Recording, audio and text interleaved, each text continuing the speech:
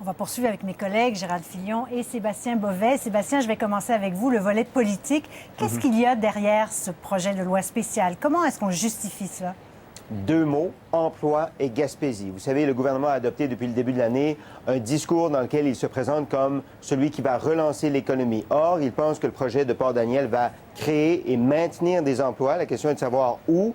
En Gaspésie. Et la Gaspésie, si on inclut les îles de la Madeleine, est une région où le taux de chômage frôle les 20 %. C'est une région qui se vide de ses jeunes, qui a besoin de stimulation économique. C'est la raison pour laquelle le gouvernement va présenter cette loi demain.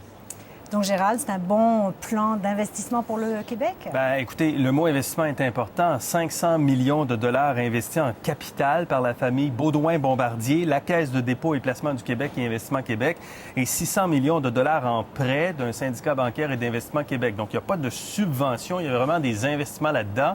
Cette entreprise-là a l'objectif d'exporter par la voie maritime du béton et du ciment et de faire des projets justement sur la côte est américaine à la suite de l'ouragan Sandy.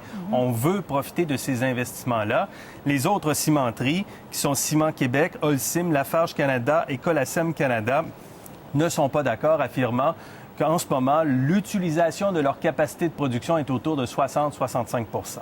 Mais à terme, ça pourrait devenir l'usine la plus polluante du Québec.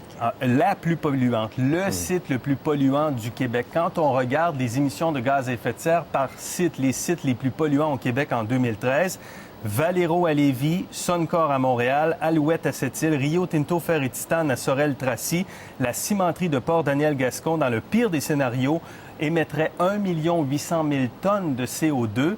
Alors, c'est important du point de vue environnemental, mais l'entreprise dit qu'elle a réduit de 20 % l'intensité des émissions de gaz à effet de serre par rapport à la moyenne des cimenteries d'Amérique du Nord.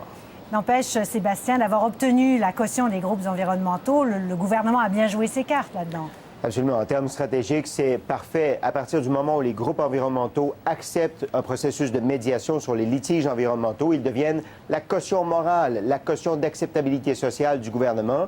En termes stratégiques aussi, peut-être qu'on place le Parti québécois dans l'embarras. C'est lui qui a présenté le projet de Port-Daniel. Alors, il devrait voter, en principe, en faveur du projet de loi pour protéger ce projet-là. Mais il y a quand même un paradoxe, et on en parle en termes environnementaux, pour un gouvernement qui se présente comme le champion de la lutte contre les gaz à effet de serre, d'avoir un projet aussi polluant, ça peut apparaître comme un paradoxe. Ce soir, quelqu'un au gouvernement me présentait la décision comme une décision pragmatique à cause des enjeux économiques associés au projet.